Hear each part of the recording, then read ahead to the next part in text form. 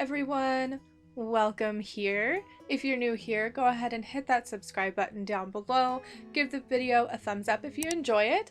Also, make sure you hit that little notification bell so that you can be notified of when I post a new video. New videos go up Mondays and Thursdays every week.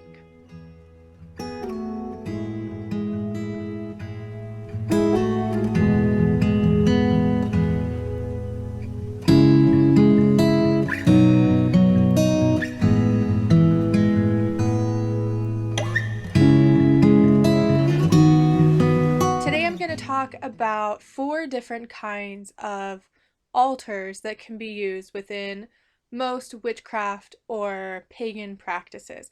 But before we get into the actual topic, I do have one announcement, I suppose. I am almost at 200 subscribers on YouTube, and I do plan on holding a giveaway at 200 subscribers, 500 subscribers, and then a really big giveaway at 1,000 subscribers. So if you haven't subscribed already, make sure that you do so. youtube.com/roundthecauldron for podcast listeners. People watching on YouTube right now, if you're not subscribed, hit the subscribe button. But I do plan on hosting a giveaway at 200, 500, and 1,000 subscribers on YouTube. I haven't quite decided what I am going to give away yet, but I will hold like a poll or something. I want your input into what I give away. Obviously, the 200 subscriber and the 500 subscriber, they're not going to be humongous giveaways. Maybe a custom product or something like that. But at 1,000 subscribers, I want to do a huge giveaway with lots of prizes and lots of winners. So make sure you're subscribed to my YouTube channel. Also, if you're not a patron yet, you can join me at patreon.com/roundthecauldron for as little as $1 a month and get patron exclusive content. I do plan on hosting like a patron-only hangout through either Zoom or Google Hangouts. I haven't decided on a specific date yet. That's something that's to be determined, but that is something that is currently in the works. So look out for that if you're a current patron. If you want to join me on Patreon, patreon.com/roundthecauldron for as little as $1 a month, and you get cool extra stuff. So I will see you there. So there are a lot of different types of altars that you can have as a witch or as a pagan, but I need to give a little disclaimer before we move into actually talking about these altars, because these are 4 that I have seen, and my definitions for some of these altars might be different than yours, and that's okay. The altars that I talk about here are based on my own practice and my own experience, so it's totally fine if they differ from your practice and your experience. You might have different names for them, or you might not have heard of some of these before. We're going to talk about 4. We are going to talk about a worship altar, a working altar, a practical altar, and an ancestor altar. Those are the 4 that we're going to be talking about today. And I do want to get a pet peeve of mine out of the way. It is altar with an A and not altar with an E. So it is ALTAR, not ALTER. ALTER means to change something. ALTAR is a place of worship. It can be its own, like a table or something of the sort, but the dictionary actually defines it as a usually raised structure or place on which sacrifices are offered or incense is burned in worship, or a table or place which serves as a center of worship or ritual. Those 2 definitions are taken from Merriam-Webster, the Merriam-Webster dictionary. Now I want to get some things out of the way first before we talk about each specific altar. Some practices will use all of these, some will only use 1 or 2, some won't use any, and some practices might have altars that are completely different from what I mentioned here today.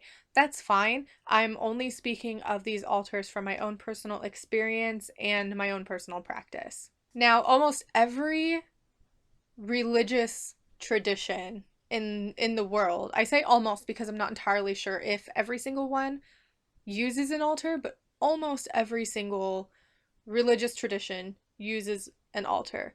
Wicca has an altar. Um, I have at least one altar within my Irish paganism. Catholicism, they have altars.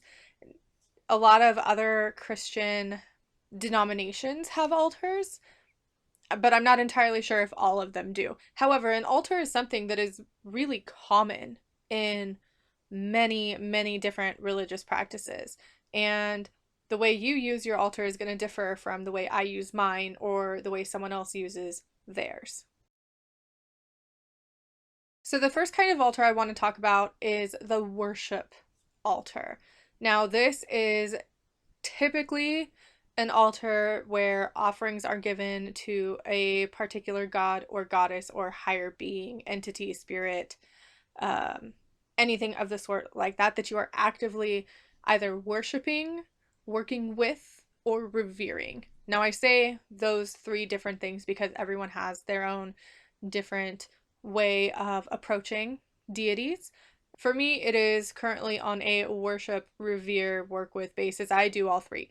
But my altar is specific to one goddess right now. Now, a worship altar is one that is most common within, I want to say, most pagan practices.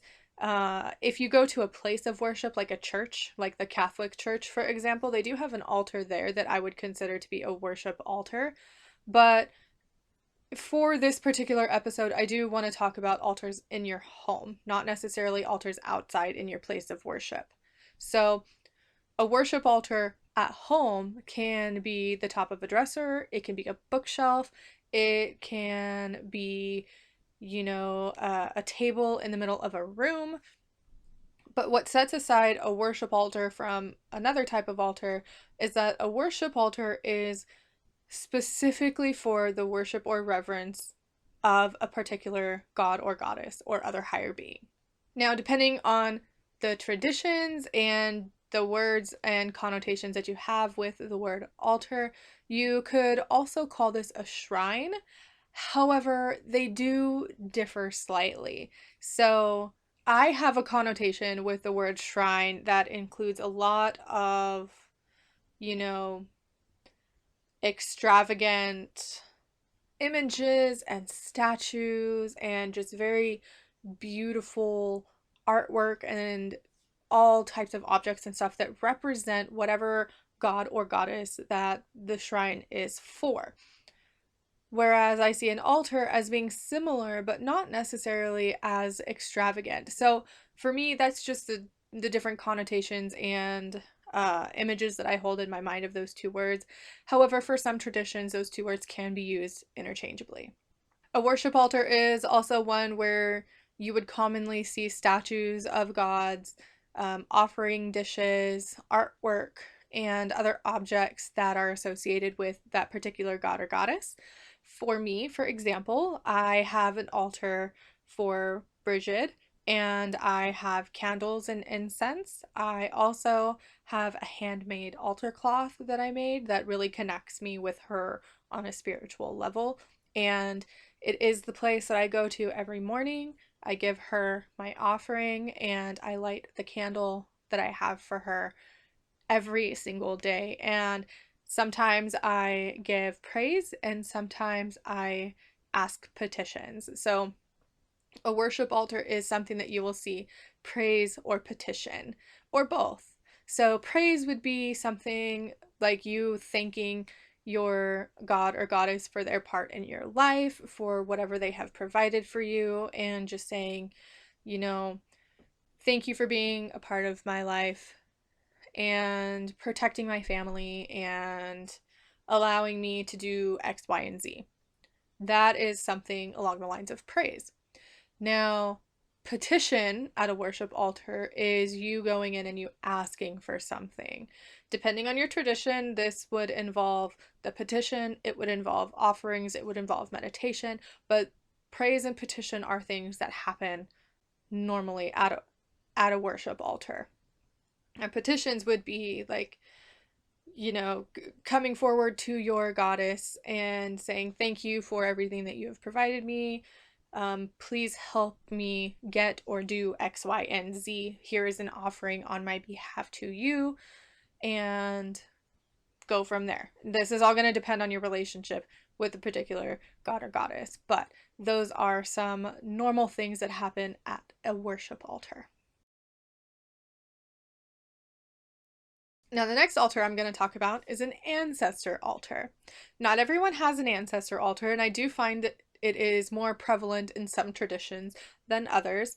However, there are particular times of the year where ancestor altars do come out for a lot of different people. An ancestor altar is similar to that of a worship altar, but as the name implies, it is for ancestors and not gods. So instead of having sculptures and statues and stuff of gods and goddesses, you would have pictures of your ancestors or items that they favored. You know, maybe your great grandfather really liked a particular cigar, so you keep that cigar on your ancestor altar for him. Now, an ancestor altar can be on the same level as a worship altar, or it can be more important, or it can be less important. That's all going to depend on your own personal practice, but it's totally fine to have them both be on the same level, especially if your tradition really values the knowledge and guidance of your ancestors. Now, this isn't going to be the case for everyone, and that's okay. Now, at an ancestor altar, offerings can be given too. You know, maybe you have an aunt who really liked a particular kind of coffee creamer, and you have memories of going to her house and asking for her help and sitting down and having a cup of coffee while listening to her advice. So you can give an offering on your ancestor altar of a cup of coffee with that particular coffee creamer in it and ask for advice. So it follows the same pattern, I guess you would say, of, you know, this is what we did while they were living, but just because they're no longer living doesn't mean they're no longer with me, so let's continue this tradition. And I find that to be very heartwarming. I don't personally have an ancestor altar. I don't have space for one right now, but it is something that I do want to have in my home to connect more to the ancestors that I can connect with. I do have several people in my family who have passed, but I wasn't very close with them. So your ancestors are literally, you know, they can be your grandparent that passed away, or they can be an ancestor from the 1700s. You know, your ancestors aren't limited to being so far in the past or so close to present time. And I think that's really important too when looking at creating an ancestor altar, because if you're like me, I don't have a strong connection with any particular culture. I wasn't raised with any particular culture. I'm a white lady. You know, we don't have that strong connection of heritage. So, my desire to create an ancestor altar is to get that connection and gain knowledge and advice and guidance from my ancestors who have walked on this earth before. But at this point in time, I don't have space for it. But it is something that I think is really valuable for a lot of spiritual practices. Now, some traditions keep ancestor altars all year round, but within Wicca, for example, ancestor altars are really present around Samhain when the veil between the two worlds is thin, as they say, and you might have more of a connection or an easier time connecting to your ancestors. The next two types of altars that I want to talk about are what I call a working altar and a practical altar. For me, these are separate, separate types of altars, but for some they can be combined. So let's talk about the working altar first. For me, a working altar is a space that is specifically dedicated to spell work and magical practice. In my home, I don't have a permanent working altar. I work wherever it is convenient for me because my space is so small. Some people do have their own dedicated working altar, and that's fine.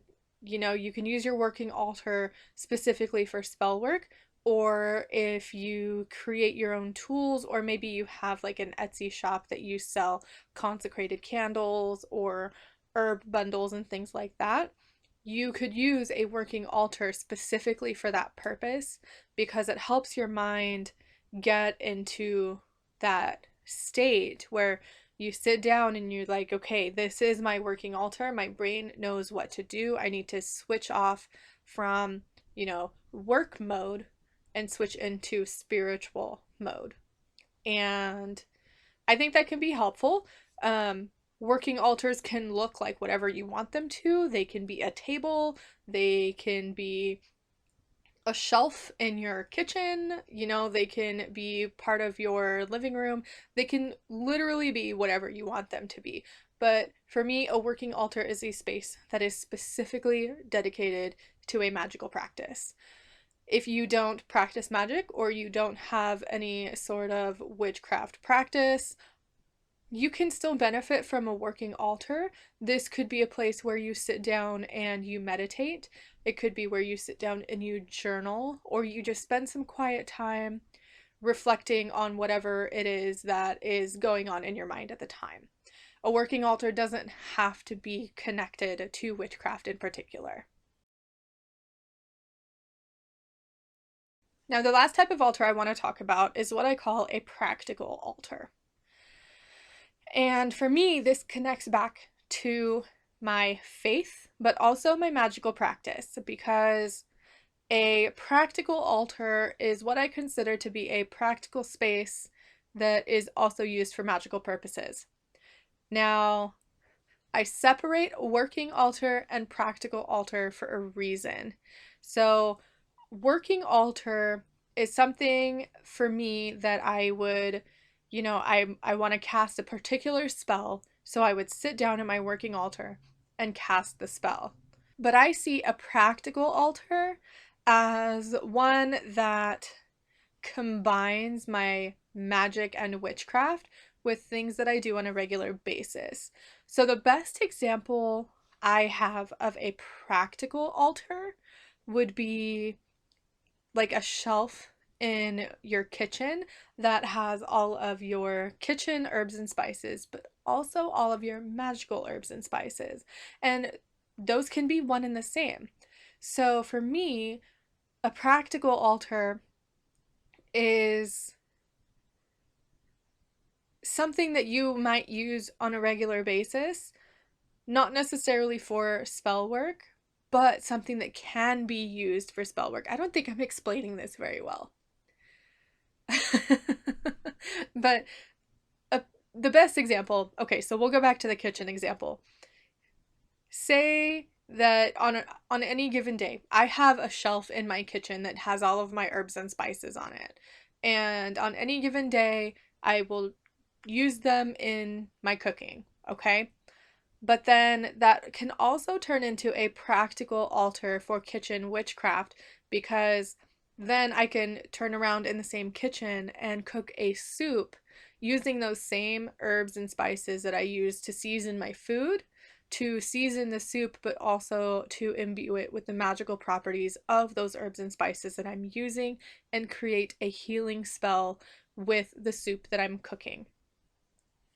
I hope that makes sense. It makes sense in my brain, but this can literally be anything. Okay, so I use the kitchen example because that's something that I'm really trying to connect to. Uh, Currently, I'm trying to do more kitchen witchcraft, and it's where I spend a lot of time anyways because I cook all of the meals in my home. But you can use it for like an art room if you have a space in your home that is dedicated to doing art, and you also incorporate your magic into your artwork. That for me would be considered a practical altar. Whatever that section is, it could be like maybe you consider your easel to be your practical altar, or your shelves that have all of your art supplies, or even, a desk where you sit down and you journal, but you have a particular pen that you use that helps you with meditative journaling or automatic writing. I consider those to be practical altars. So for me, those do, working altar versus practical altar, they can overlap. But for me, I do try to keep them separate because I would use a working altar to do like a full moon ritual, whereas I would use the shelf in my kitchen to do healing magic. So for me, that's how they differ. Now, the popular question: do you have to have an altar? If you have an altar, how do you set it up? Do you have to have all of these altars? What if you don't have space? What do you do? Well, the short answer is no, you don't have to have an altar. You don't have to have all of these altars. You do whatever you want. The long answer is that it's going to depend on your tradition and your own personal practice. And if you're initiated into a coven for Wicca, for example, you will have different ways that your altar has to be set up based on that particular tradition that you're initiated into. So, do you have to have an altar? No. Do I think it's helpful? Yes. But out of all of these altars, I have like two of them that are completely separate. I have an altar that is in my room for my worship, and then I have my practical altar that I'm going to just call my entire kitchen for doing my practical kitchen witchery. Now, I don't have a permanent working altar, and I don't have an ancestor altar. Do I want all of these at one point, or do I want all of these in the future? Yes. But they're not something that is required right now. So, if you want an altar, find a space in your home to have a permanent altar. If you can't have a permanent altar, I have seen loads and loads of posts on Instagram about travel altars and compact altars that come in, like you can put all of your stuff in a shoebox and carry it around with you wherever you need. I've even seen some travel altars as small as being in like an Altoids tin. I don't personally have one of those because I'm a homebody and I don't like to go anywhere. But it is possible to have altars that can travel with you. Now, as far as how to set up these altars, again, that's going to depend. Uh, I have posted a few pictures on Instagram, I think, of how my altar is. Um, I also have some videos up on my channel. The main one that I can think of is Cleansing a Tarot Deck, that shows some of the ways that my altar can be set up. My altar is currently on top of my dresser in my bedroom because I don't have another space for it. But the way my altar is set up changes constantly, and that's okay. It changes with the way that I'm feeling, with the energy that I feel my altar needs. Sometimes it changes based on what Bridget tells me needs to be changed. Sometimes I get the feeling from her that I need to burn my incense instead of light the candle, so my altar changes a little bit. Because it's so small, I don't have room for everything on it all at once. I have 3 tarot decks, but I normally only keep one on my altar because of space. So your altar setup is going to depend on your tradition and your own practice and the way you want it set up, as well as the way your gods like it set up if you work with or worship or revere any particular deity. Now, I can't speak for which traditions use what type of altar. I do know within Wicca there is normally a working altar where you have your representations of all of the elements and your pentacle and things like that. I do also know during Samhain within Wicca, it is common practice to set up an ancestor altar, but I can't speak for any other traditions because I really don't know. So, if your tradition has any of these altars or any other type of altar, please let me know. Leave it in the comments below if you're watching on YouTube and you're comfortable sharing. Send me a DM or a message on Facebook or Instagram. I'd really like to know. I'd like to be able to add to this list so that others can learn more about the different types of altars or another type of altar that maybe I didn't think of or that I don't use. Now, I do know that those that practice secular witchcraft which means witchcraft without religion. Since witchcraft is a practice, it is not a religion, it is possible to practice witchcraft secularly. So, as far as I'm aware, most secular witches would not have what I consider to be a worship altar because they practice their witchcraft outside of religion, so they don't have gods and goddesses that they worship. Now, they might have deities that they work with, but that, in my opinion, would be a little different than what I described as a worship altar because they don't worship any particular god or goddess. So, with this episode, I just want to challenge you to really think about what constitutes an altar for you. What kind of altar do you have? What kind of altar do you want? And maybe you never thought about something like a practical altar before. Maybe you have a practical altar, but you didn't really know that someone has given it a name and a meaning. And like I said, the uses for altars and the way that they're set up is going to vary widely depending on tradition and the way that you practice. So, something that I said here might resonate with you, it might not. That's okay. Again, let me know in the comments below if you're watching on YouTube if you have any other ideas for different types of altars, or if you use one of these altars but in a slightly different way. If you're listening on the podcast, you can reach out to me through social media, Facebook, Instagram, Twitter. All of my links will be in the description and in the show notes. And I will see you next time. Bye for now.